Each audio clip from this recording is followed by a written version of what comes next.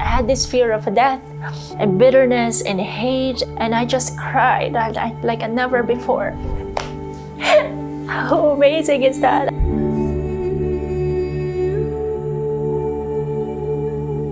I grew up in a Catholic background in a conservative country called the Philippines. So I grew up, me and my family goes to church, not every Sunday, but mostly. We grew up financially challenged. My family is so blessed because I have a sister who's so responsible. She's our breadwinner, so she helped out. I'm middle of 5 because my dad was sick at that time. Soon later, he died when I was 12. So from this moment on, it started that I became rebellious.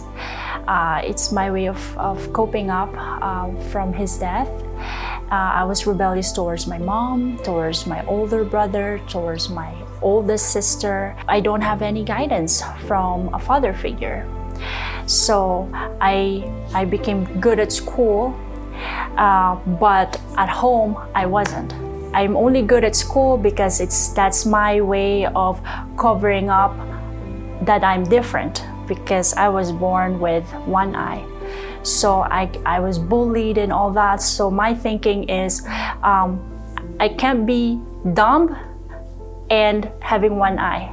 I can't be like that. So I'm so good in school, but outside, my interpersonal skills, I don't have many friends. I'll be the one staying at the corner of the classroom and just reading books. I don't know how to make friends. I only know how to be good in school and getting good grades. So that's how my childhood is, and up to high school. Now it came during my early 20s. I had this void in my heart that I thought if I have a worldly relationship, I'll be okay. So I started this on and off relationship with someone and doing things that is a sin, sex before marriage. I was open to alcohol and all that. Now my sister helped us get immigrated here in Canada. When I came here in Canada, it only made it worse. It only opened doors to more. I felt like I was a caged bird that got set free.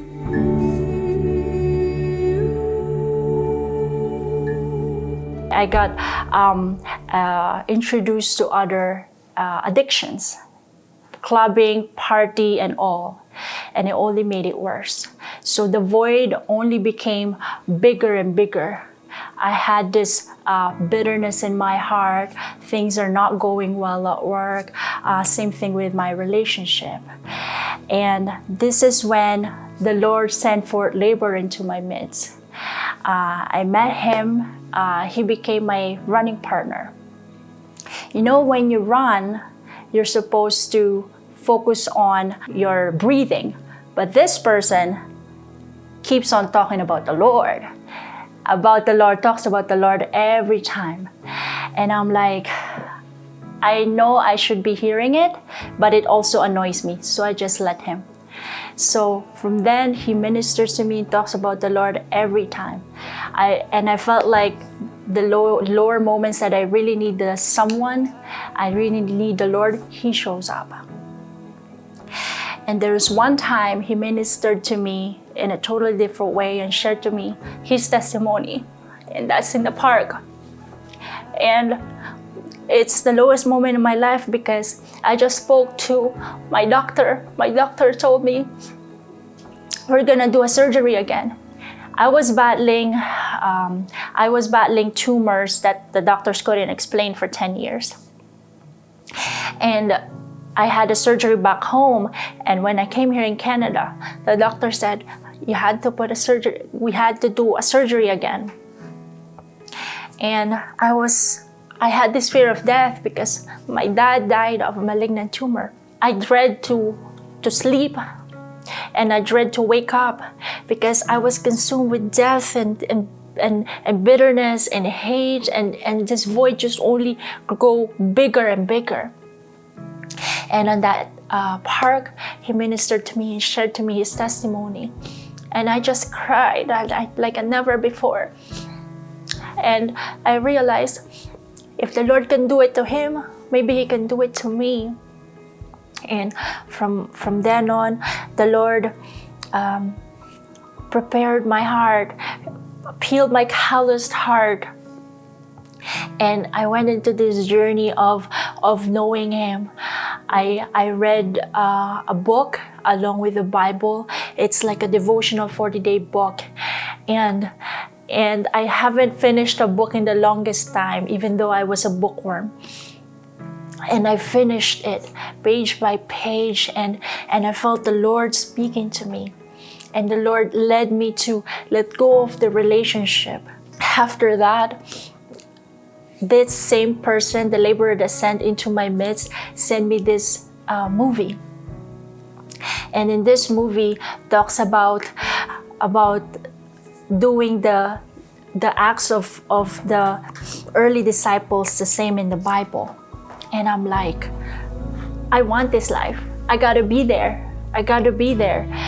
And I'm like, I searched on the website, and I saw that there's a meeting for it, a kickstart, and I'm like, all right, I'm gonna go. But here's the thing, I don't travel alone. Next thing you know, this person told me I'm gonna go alone. I'm like, I'm not gonna do it. Like, I don't do that. But the Lord gave me this strength, and the Lord already ahead of me prepared everything for me. And when I heard the gospel there, I'm like, the Lord spoke to me again, and I just cried for no reason. I just cried, and then the other people told me. I asked, why am I crying? And they're saying, the Holy Spirit is touching you right now.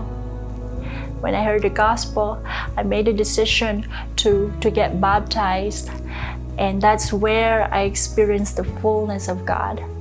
And there they teach you how to heal the sick, how to lay hands on the sick, cast out demon, and this life, I came back different. I was set free. The last time I spoke to my doctor, she said, Maria, it's not easy to find your tumors anymore. Let's just cancel your surgery. How amazing is that? The Lord forgave me my sins. The Lord filled the void in my heart, and more so healed me. And my life has never been the same since then. 10 year of going through the test of all the agony of fear was removed. The Lord healed me. Now I can only sing His goodness, and I'm so set free that I would love for everyone to experience the same. And if the Lord can do it to me, He can do the same for you.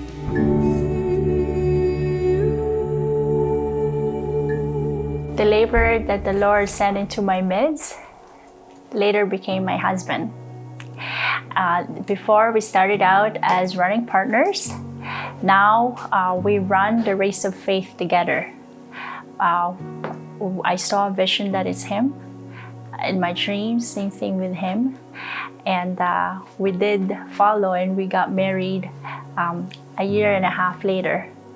And now we're doing God's work together, and following His voice, following His commands. And the Lord is continuously pruning us and guiding us in everything.